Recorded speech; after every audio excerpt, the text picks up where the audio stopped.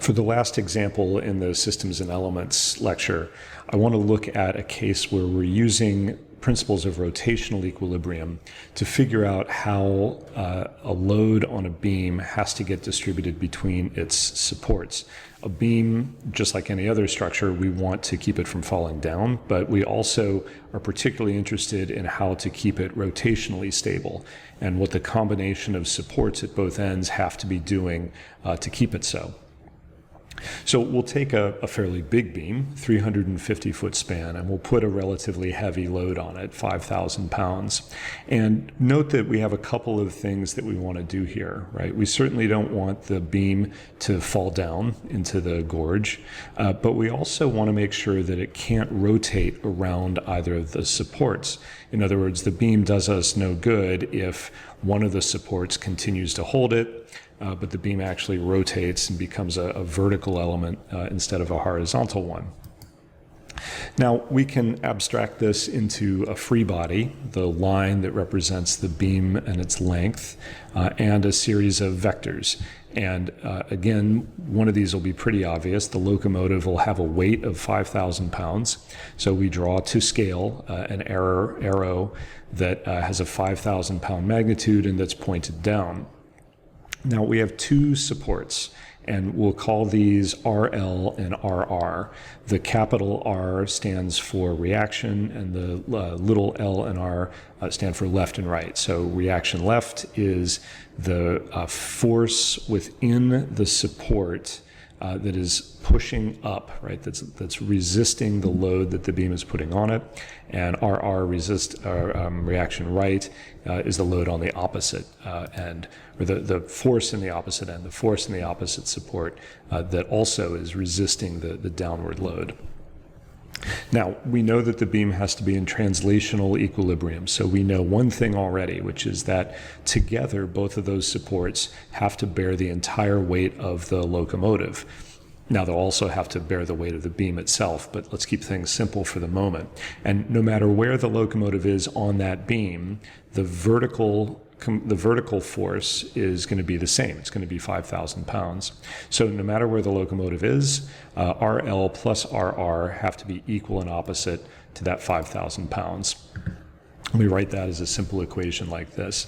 Notice that this takes into account the sense of the vectors. So RL and RR are pushing up, P is pushing down. And so the magnitude of those two put together has to equal the magnitude of P.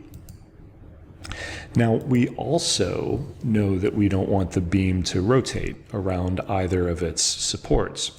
And so each of those supports has to be able to produce a strong enough reaction to counteract the moment, the bending moment or the torque, whatever you want to call it, that's being imparted by the locomotive.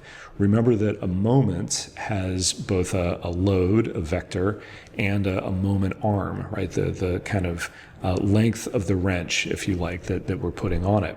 So if, for instance, we say, okay, we know that we don't want it to rotate around either support, but let's just for the moment zoom in and think about what's happening around the right-hand support, right? The point where reaction right is pushing up. Well, there we'll have a situation where we have two forces, the reaction on the left side and the weight of the locomotive, that both have moment arms around that point.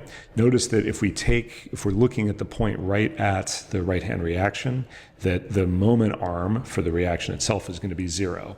So for this, we can ignore what's going on in reaction right. We're only interested in these two forces because they're going to exert some leverage around that point.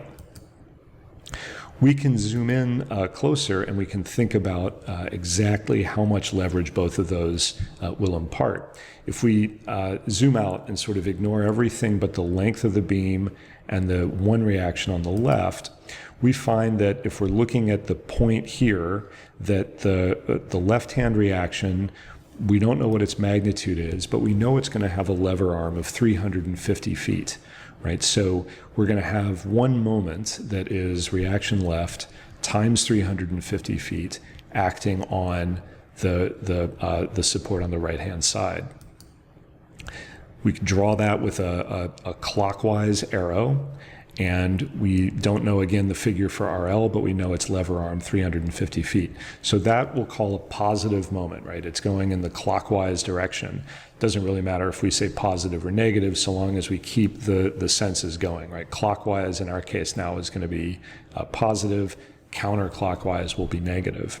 So if we want to keep the beam from rotating, we need to have a force that's working, or a moment that's working in the opposite sense, that's going counterclockwise instead of clockwise. And if we look at the other load that has a moment arm around reaction right, we find that, not surprisingly, this is going to do the trick. The locomotive weighs 5,000 pounds, and it has a moment arm around that support of 100 feet. Notice that it is going to be going in the opposite direction, right? It's going to be trying to spin the beam around counterclockwise. So we have two moments that are going in opposite directions or have opposite sensibilities. Reaction left is trying to turn the beam clockwise. The load of the locomotive is trying to turn the beam counterclockwise around the point that we're looking at, the support on the right-hand side. If we want to calculate that, we can actually calculate P, because we know the load and we know the lever arm, or the moment arm. So we have 5,000 pounds, the weight of the locomotive, times 100 feet, and that gives us a figure in torque. 500,000 foot-pounds of torque. That is the leverage that the locomotive is imparting around that support. Now, if you think about it, this makes it fairly easy then to come up with a figure for RL, because we have a total torque that's operating counterclockwise, and the total torque that RL needs to put back as a resistance is going to be equal to that, and we can find RL by then dividing its moment arm, or its lever arm, out from that total figure. So we'll go back to the beam, right? Here we have our situation. We know now that we're going to start by looking at reaction right.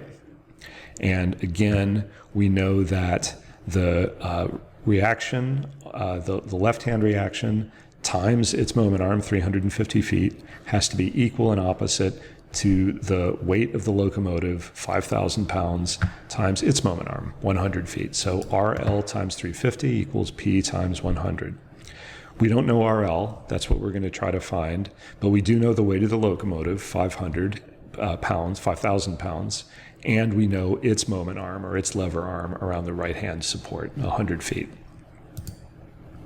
So we get RL times 350, RL times its moment arm, has to be equal to the total torque imparted around that support by the locomotive, 500,000 foot-pounds.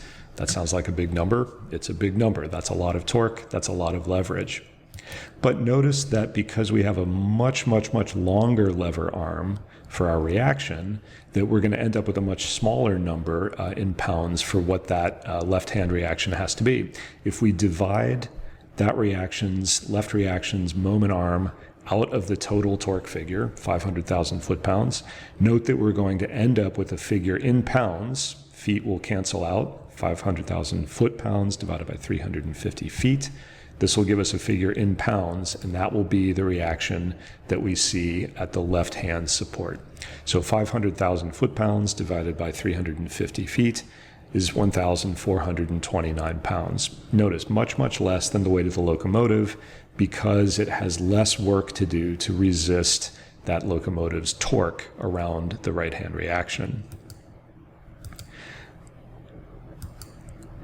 Now, we can do the same thing around the left-hand support, right? We can use the torque that the locomotive imparts around the left-hand reaction, divide out the moment arm of the right-hand reaction, and get a similar figure in pounds.